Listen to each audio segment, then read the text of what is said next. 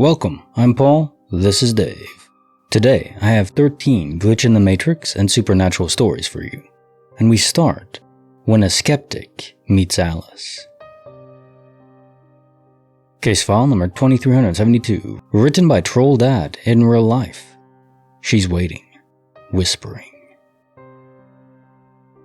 My wife and I went on a haunted walking tour of Old Town San Juan Capistrano. We enjoy the spooky stories and the history, but never really took the haunted part too seriously. At a stop at one of the old houses, the tour guide explained the history of the house and how she thought of it as her favorite stop. She said she had experienced the former resident, Alice, and that she always felt welcome there. She said people have seen shadows across the room at night and other times, but never threatened. She also said one of her fellow guides liked the house as well, but for the opposite reasons. He never felt welcome, and always had a disturbing feeling at that part of the tour. As we were standing by the front door, the house is not open to the public. Other people, 2 other women, on the tour were asking Alice to show herself, and peering in the windows and through the door. My wife looked on with interest while I stood back on the patio and leaned up against the railing. Nothing happened to them or for them, so they left that area and walked around to another side. I stayed for a moment longer, looking inside the house from where I stood. It was then that I felt a gentle pressure on my chest. Not like a hand, but still a gentle push of some sort, accompanied by an overall tingling sensation in my body. I also felt the intense compulsion to leave right away, which I did. As I walked around the corner where the rest of the group was, my wife saw me and must have seen something on my face even through the darkness. I explained the sensations I felt, and the tour guide said, "That's Alice." We talked for a bit and wondered why I and the other male tour guide felt that way, when most everyone else felt welcome. My wife suggested that perhaps Alice did not like men. About 6 hours later, around 3 a.m. or so, when we're in bed, I experienced the first night terror I've had in a long time, and the only sleep paralysis I've ever experienced. In what felt like a dream, I saw someone come into the room, an adult-sized shadow, move around to my wife's side of the bed and lay down. It was at this time that the sleep paralysis occurred. I tried to move, I tried to talk, but all I could produce was a gurgling, rapid snoring sound. I was trying to form words, but just made noise. My wife poked me as she often does when I snored, and I was able to form raspy, almost words of Alice and help. It was clear in my head, but I don't know how clear it was to her. What I do know is she woke up and shook me, concerned for my well-being. That broke my sleep paralysis. I apologized, but did not want to go into details at that time. She drifted back to sleep fairly quickly. It took me about 15 to 20 minutes to calm down and go back to sleep. I'm a receptive skeptic, but that was the first time I've experienced anything like that. This makes me wonder if sleep paralysis could be induced by spirits or entities around us. Maybe it's not only psychological. Yeah, of course, the brain waking up before the body, but maybe there's even more to it. Case file number 2373, written by Apprehensive Poetry 90. Pear today, gone tomorrow. Growing up, my grandparents had a pear tree in their backyard. The pears were so delicious that I hated having pears other than those ones. The burn pile was not far from the tree, and we'd have to pass the tree to go get to it. As I got older, I'd help my grandparents by burning their trash in the summer, and one summer, I twisted my ankle by stepping on a fallen pear. My aunt and mom always talked about eating pears from that tree, and my grandpa would go grab pears for my grandma to eat when she became housebound. My grandparents both passed away in 2020 of old age. No pandemic sickness. Grandma was 90 and grandpa was 95. I inherited the house and moved in the spring of 2021 after our family cleaned it out.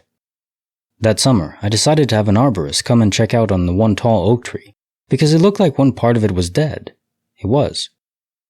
He asked if he could check the other to make sure they didn't have any dead spots or diseases. I let him, and he said that each of the other trees were fine. I made an offhand comment, saying that that was a relief because I was worried about the pear tree, since I had not seen any fruit yet that year. He gave me a weird look and said that I don't have any pear trees on the property. I gave him one back and said, yes, I do, and pointed to the tree by the burn pile. He laughed and said that that was a crab apple tree and told me to follow him. Sure enough, that tree had crab apples on it. To say I was shocked was an understatement. After he left, I called my aunt and told her what happened, and she thought I was lying, so she came over. She lives about a mile down the road, and she was also shocked. So now I have a crab apple tree and no more pears. I have no clue how it happened. I just want my grandparents' pear tree back. Huh. Well, I was thinking quantum immortality, different universe. But if your aunt also remembers a tree, then it's very unlikely. You didn't both jump to the same universe. That wouldn't make sense. Maybe the tree itself switched universes. Case file number 2374, written by Superbird M22. Déjà. I was in the kitchen with my youngest daughter and my wife. I was standing at my pantry with the doors open, looking for something to eat. I opened a bag of Terra chips and ate a few. Then I clipped the bag shut. I then opened a bag of Doritos and ate a few. Then closed those up because I wanted more Terra chips. But for some reason, I couldn't find where I put them. I told my daughter and wife that I couldn't find the chips I was just eating, and they laughed. But they started looking and couldn't find them either. I was completely mystified as to how I lost them while standing right in front of the pantry the entire time. While we're all looking, my oldest daughter walks into the kitchen and I tell her what happened. She responded that I couldn't have been eating Terra chips because she took them upstairs last night, and they're still next to her bed. Sure enough, I walked up to her room and they were there. I even tasted one to confirm to my senses that it was the same taste I had a few minutes before. This happened between 9:20 and 9:30 p.m. Central Time. Did anyone else experience anything off around that time? It was easily the strangest thing that's ever happened to me. Case file number 2375, written by 4Cam Jammer. Wrong turn, wrong floor, wrong reality? My wife and I are staying in a hotel tonight that is over 10 stories tall. After checking in, we took the elevator up to the 7th floor. Exiting the elevator, we walked to the right and followed the numbers on the wall to our room, which was actually behind the elevator shaft. 3 elevators. The elevators were in the middle of the hallway. In other words, the hallway went around the elevators. Anyway, the room was actually on the other side of the elevator shaft, so it would have been shorter if we had exited left instead of right. But no matter, we found our room and entered. Within a few minutes, my wife remembered that she left her laptop in the car, so I left the room to go get it. Upon re-entering the hotel lobby, I walked straight to the elevators and entered the middle elevator. I pushed the 7th floor button. When the doors opened, I walked out and turned to the left, because I remembered that our room was that direction. Then it happened. As I walked around the corner of the elevator wall, I noticed that the room that I was sure was ours was 10 numbers too high. 716 instead of 706.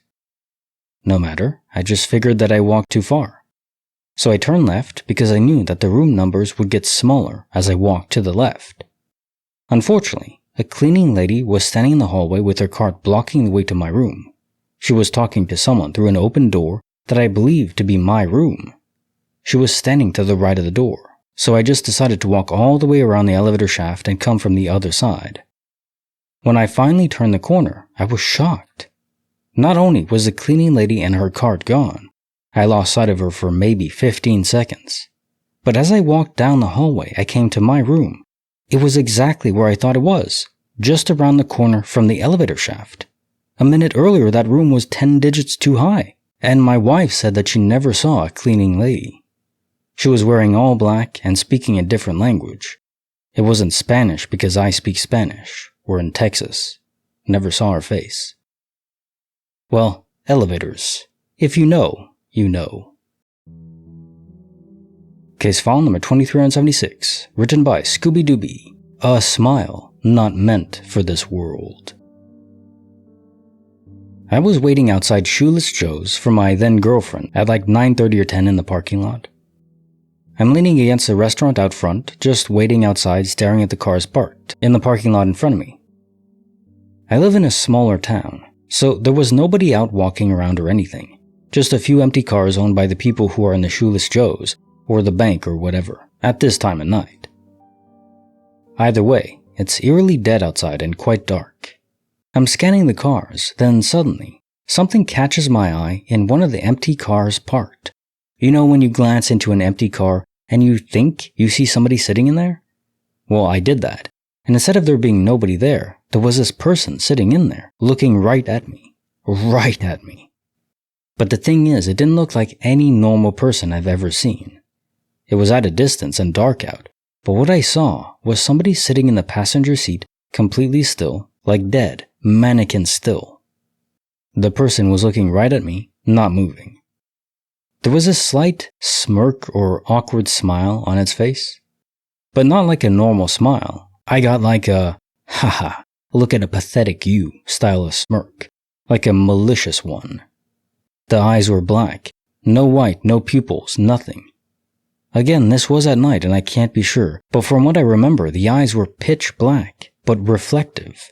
Like the white lights of the parking lights were reflecting off them. It looked like a witch. It was an old woman, sharp, big, crinkly nose, weird, sunken, skeletal face. In fact, the person didn't look like they had on any clothes, but I could only really see the shoulders and head. Their skin was also a sickly yellow almost. Either way, as soon as I saw this person or thing, I instantly felt my stomach drop, like that butterfly stomach feeling. I felt so uncomfortable being alone outside, just standing there, being lifelessly gazed at by this smirking, black-eyed witch person. I literally started sweating and called my girlfriend to tell her to hurry up.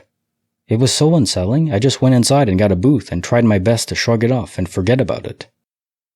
I was too shaken up to even mention it to my girlfriend, and I never told anyone else about it. The stare and the facial expression was so unnerving. This bony old woman, which almost looked naked, was unmoving, staring at me with black eyes and a weird, malicious smirk. Like I was half convinced somebody had a body in the car, or a Halloween prop. But this was like mid-July, and the person didn't look like they belonged in the car, let alone the plaza.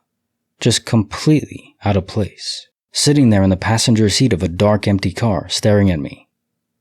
We have this rumor in my town of the Brooklyn Witch, which apparently is this old woman who resided in my town like way back in the 1700s or something, and she was known for cursing people.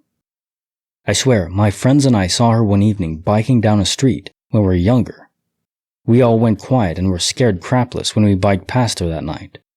And thinking back on it, the person in the car looked very much like what I remember the Brooklyn Witch looking like when I was just a kid. Either way, this is one of 3 truly bizarre things I've ever experienced in my life. And you can believe it or not, but what I'm saying happened, and it still creeps me out to this day. Yeah, I don't want anyone looking like that staring at me, especially at night. Damn. Case file number 2377, written by Cyclopean Sloth. No maps, no records, no explanation. My girlfriend Kay and I were visiting a friend in Arkansas. We'd never been in the state before, and looking forward to a fun road trip.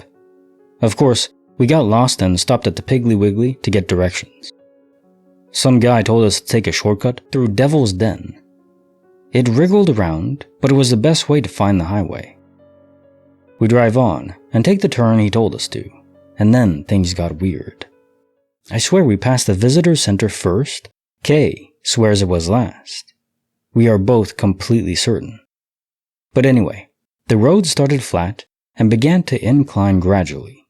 Then it got narrower and narrower and oh boy, narrow. Only room for one car and not a big one. The road climbed up and up, and there were drop-offs, not like little drop-offs, think Grand Canyon. As far as we could see, the rock formations, mountains, were towering over us. It was like a canyon below us of nothing but red rock formations. The road was still there, It was cracked and had weeds growing through it, and it looked like no one had driven on it for a long time. Think the show Life Without People. Kay was white-knuckling the steering wheel, and I was hanging onto the side of the car. For some reason, I didn't even reach for the camera. I was too freaked out to move. She could only drive about 10 miles per hour because of the hairpin turns. It was insane. We were both terrified. Kay actually wanted to leave the car and walk, but I was more worried to leave the car. I know it's crazy, but it felt like a pterodactyl was going to swoop down or something. We don't know how long we drove on this road. There were no other cars, no buildings, no animals, no trees, no nothing but us and the red rock on the scary little road. Some of these mountains were huge, just tremendous. Eventually, the road began to even out. The red rocks were gone. It was trees and grass, and then we saw a farmhouse with horses. Then Kay swears, the visitor center to Devil's Den. We pulled into the parking lot to get our crap together. The sun was sinking fast, and Kay was worried about driving if there were any more horrible scenic roads, like that one. We drove the rest of the way through, and made it to our friend's house before it was totally dark. We wanted to show pictures of this amazing scenic red rock in Devil's Den, so we looked it up and couldn't find any pictures of it. Odd. Kay called the Devil's Den Visitor Center and asked about it. The ranger said they have no rock formations or giant mountains or anything like that there. He was so puzzled, he said, "Let me get back to you," and drove around looking for this red rock canyon. Called us back and said nothing like that existed there. It just wasn't possible. We've researched and researched, Google and books, and there is nothing even resembling that around there. It resembled Arizona, but even that wasn't quite right for what we saw. It's like what we saw just isn't here. Okay, so where were we? When were we? What was all that about? It sounds like a space-time portal, zigzag effect, or boomerang effect. You went into somewhere else, maybe a different time period even. But then you got pulled back. That would explain being so unsettled. You were literally out of place. Case file number 2378, written by Cake701, The Lights of Fate. I had just moved to Lawlin, Nevada to deal craps in a casino. Got an apartment not far away. Everything was going well when one night on the crap table, a boxman I hadn't worked with yet came and sat down. I literally was instantly in love with a crazy, indescribable attraction. He spoke to me if he needed, but mostly just turned his chair towards third base. I was on second base. He's supposed to watch the whole table. This went on for weeks, and I'd catch him looking at me from other pits. One night, all the dealers up at the bar after shift, so I went too. We talked that night till daybreak. He said the moment he walked up to the table the first time he saw me, the attraction was so intense, he practically fell into the box chair. He couldn't look my way, or he couldn't do his job at all. We started dating eventually. He came to my apartment where I had some strange things happening, with the lights going out. My stepdad had died a couple years before, and I'd say, "Bob, please turn the lights back on," and they would pop. I always assumed it was my stepdad checking in on me, being so far from home and family. So we're done with dinner, having wine, getting loose, and I start telling new boyfriend about the light thing. He says he doesn't believe in that kind of thing. Well, I then say out loud, "Hey Bob, if you're here, can you turn?" And bam, off go the lights. Off the lights? New boyfriend is speechless. Says he will check out the fuse box for me. Okay. He flicks the switches back and forth. Sits back down. Go ahead. Bam, on comes the lights. Turn on the lights. I swear it almost ruined that date. We moved in together because we slept together that night, and I, on the pill, got pregnant first time. Couple months later, he buys a house for us all. Now in the new house, Bob has a new trick. He likes to turn the channel to a completely different random channel a lot. One day, going through boyfriend's stuff, things he had in storage, he shows me his family genealogy book. I say, "Ooh, I'll grab mine." Well, his family is all from the exact town in Canada that my dad was born, with tons of my family still there. Some of my boyfriend's sisters and brothers went to school with my family members. This leads to a discussion about how it always felt like we were being pushed together, like we had no choice. And getting pregnant like that felt like someone wanted to make sure we didn't miss the clues about our destiny. He had moved from Canada to Lawlin, and I came from Washington to Lawlin to find him. After the baby was born, we would see a figure walking down the hall to check on the baby. We've moved to a few different states since then, but there's still occasional things going on. Figure in the hallway, but more so with our kid. She's 22 now. Bob still checks in on me now and then, and now he checks in on the daughter also. There's our ghostly love story. That's beautiful, and it's really the point made that you were on the pill and still got pregnant. First time. That's the stuff of cosmic fate right there. Certainly amazing for your daughter. Case file number 2379, written by Wild Philosopher 12. Between Sleep and Heaven. When I was around 18 or 19, my nan passed away. She had 5 kids, one being my dad, who was around the youngest, and 8 grandkids. I was her favorite, as Dad was the youngest, and he also was her favorite. Dad looked after her and got her into a great home where she had freedom and support. He visited her once a week for 10 years. At our home, there were issues with my dad and stepmom, and I was made to leave at around 10 or 12 and live with my nan. This was for about 3 months. She was amazing and my favorite family member ever.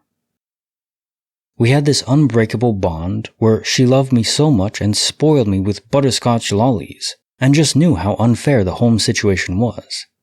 Now, at the time of her passing, 19 or 20, I wasn't in a great place with my parents. I was living at a home, in an okay place, and just, in general, a bit stuck in life. On the night she passed, I didn't know at the time, I was asleep, and felt this presence come through my window and sit on the edge of my bed. I was sort of in a daze and worried. I used to get sleep paralysis back then, as I thought I was trapped between awake and sleep. But I felt this presence pat my back and tell me it's okay, and I felt like I was being hugged. I relaxed, and the presence just stayed there for a bit. It was so comforting and warm, and I fell asleep. In the morning, my dad called to me. Nan had passed. I knew instantly that was her. Thinking about it now, I can make out her face in amongst the colors of that presence. Case file number 2380, written by ACNH Amethyst. The Crunch Heard Around the World. Yesterday, I was having a conversation with my colleague concerning a piece of paperwork. So we're standing close proximity to one another as we spoke. During the conversation, she moved toward her desk, and in that moment, I happened to be looking down at her feet. We both heard an audible crunch. It sounded exactly like stepping on a Cheeto Puff, something that is definitely plausible at any given time in our profession. Since I was looking down at the time, I even saw that her foot was impeded from fully stepping down, and that it moved more slowly than a normal step as something was being crushed beneath it. She lifted her foot to see what she had stepped on, and absolutely nothing was there. Completely clean tile floor, and nothing on the bottom of her shoe. We both stared at each other in shock for a moment, laughed and joked that we must both be crazy. She also confirmed that she physically felt something crunching under her shoe at the same time that we heard it. Here's where it gets even stranger. I got a call from a friend and we're chatting about how our weeks had been. I was telling her the story and she was utterly shocked too, because the exact same thing happened to her and a friend. Exact same experience where she witnessed and heard the event, and her friend heard and felt the event too, but nothing was there. I'm at a complete loss, so I'm open to any and all interpretations of how this could be possible. Well, frankly, this is a small glitch, but I got nothing. I don't know how this could happen, especially with your friend experiencing the same thing as well, and having witness. Case file number 2381, written by Anne the Existentialist. Sipped, sung, and swallowed. A friend had made me a cup of tea, which wasn't unusual, but he made a point of telling me he'd make it with brown sugar instead of white, for some reason. Obviously I didn't mind, was still thankful for the tea. After I finished it, I was singing into the mug, being goofy, making some kind of weird ancient chant, using the echo inside the empty cup. I apologized to my friend for being annoying, and then had to leave the house briefly for an appointment. I got home roughly an hour later and decided to repay Buddy by making another round of tea. I'm English, of course. But we couldn't find my cup anywhere. We searched the apartment high and low, in complete bewilderment that the mug I had used such a short time ago had vanished. However, later on, I opened up the microwave, and there is my mug with half a cup of tea still in it. I tasted it, and it was made with brown sugar. We couldn't believe it. My friend hadn't made another cup of tea, or put my cup in the microwave. I also knew I had definitely finished the tea, because I only ever sing into the mug when it is empty, and that moment had been clearly marked by me apologizing for my weirdness. We were at a loss, but it really did feel like some kind of timeline glitch. I was in a new relationship at the time, but still living with my ex-wife and my buddy, who then got into a relationship with each other whilst I was still living there. Got pretty messy. But another interesting thing happened when me and my new love got together. I stripped next to her bed, but when I came to get dressed, a sock had disappeared. It made no sense because the other sock was right there on the floor where I'd left it. It never turned up despite turning the room upside down. These two events occurred within a few weeks of each other, but it always kind of felt like I'd been shifted into a different timeline, out of a toxic situation and into something much healthier, but still weird. Of course, I feel a bit crazy saying that, but the glitches felt like signposts, marking the end of one path and the start of another. Great way to look at it. Case file number 2382, written by a Kelly Clarkson song. Knock knock, who wasn't there? I'd like to start by saying that my parents' house has a long history of sporadic strange events. A few years ago, when I still lived there, I was hanging with my mom in her bedroom.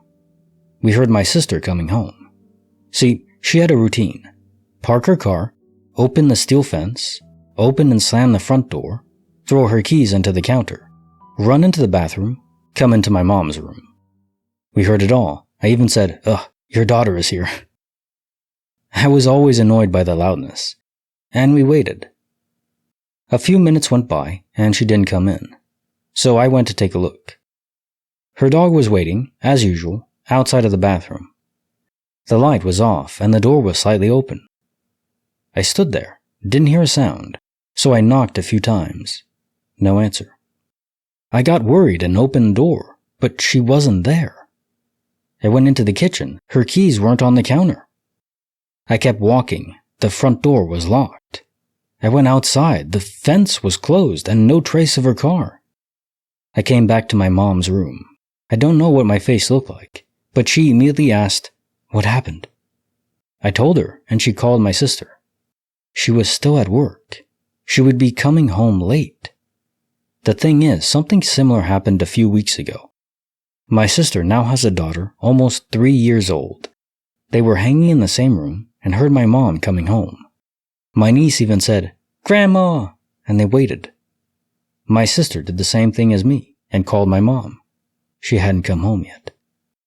This happens when the soul, or part of it, detaches and projects, probably towards wherever that person's mind is focused on.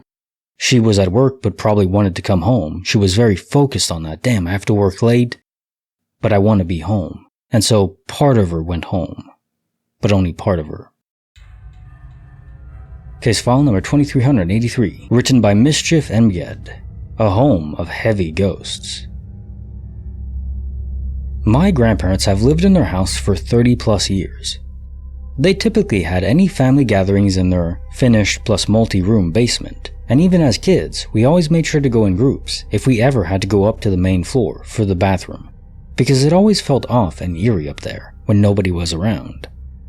The house would always creak, and all of the grandchildren claimed the creaks were footsteps. They also have a back area to the home with a couple of rooms that are always much colder than the rest of the house. My sister and I were about 7 and 8, staying at my grandparents' house in the front room, which used to be my youngest aunt's. At midnight-ish, we heard a child talking, and it sounded like it was coming from inside the walls. We froze to make sure we both heard it when it stopped. When it started again, my sister basically became Usain Bolt and dipped into my grandparents' room, leaving me alone. My grandma came in to me basically almost crying and opened a small doorway, which led to a storage area, not an entire room, just a mini closet, and pulled out a baby doll toy. Apparently, that is what was talking and crying, and she shrugged it off, even though there was zero explanation as to why it randomly went off at midnight.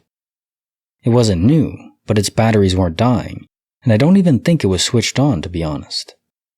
We haven't slept over there since, and when I told the aunt who used to sleep there, she claimed she always felt the house was haunted too, and had many encounters in that room. Once, she also couldn't sleep around midnight, and she felt watched. Then suddenly, she felt her mind go into a weird lull state, and felt something cold creeping through her body until it reaches the other side, and exited from her fingertips with a pop feeling. She suddenly felt tired, turned her TV off, and went to bed. She swears the TV became static when she felt the way she did, but it was the 80s, so that was possible even without the ghost.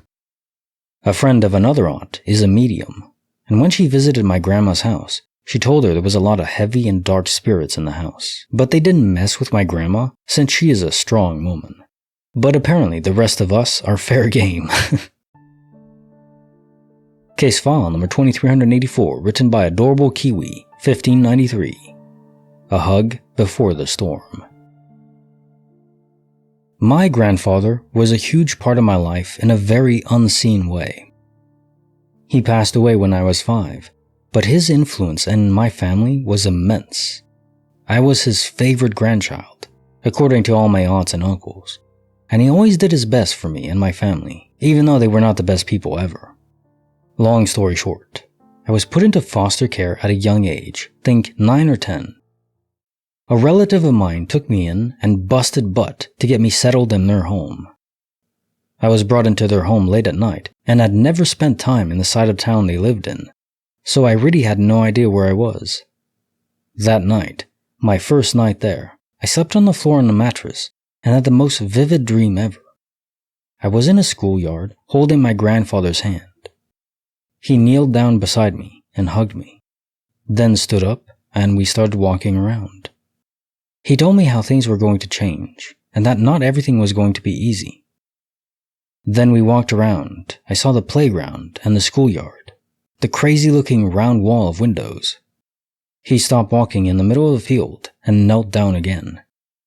This time he told me that I needed to stay strong and follow my heart, that life was crazy, and at the end of all the pain I will feel, I will have happiness. Then he hugged me and told me he loved me, and then I woke up. The next day, I had to get settled in school, and to my surprise, it was the exact same as in my dream. From the playground to the wall of windows, which turned out to be the library. Some days I would just go sit in that spot on the field during recess and just breathe. As a young child, I had no doubt that I had seen my papa and told my whole family about it. Of course, no one believed me, but to this day I still believe it, and he was right. I went through hell, went through a lot of pain, but here I am at the end of it, happier than I've ever been. Now time for the jokes of the day. I said to my sheepdog, "There's a rumor going around that you can also help with my cattle." He replied, "That's not what I heard." My coworkers always laugh at my jokes during in-person meetings, but never when we meet via Zoom. When I asked why, they said, "They're not remotely funny." I went to a psychic today, knocked on the door, she asked, "Who is it?" I turned around and left. Well, yeah, if they can't know ahead of time, they're not it. Teacher, what do you mean you ate your homework? Why would you do this? Student, because you said it would be a piece of cake. Yeah, he wanted to make sure, but apparently you were lying. Maybe not, because the student did eat all of it, so it must have tasted pretty good. Which country never loses at sports, but also never wins? Thailand. Always a draw. Like the video, subscribe, hit the bell. Kinetic Symphony, signing off.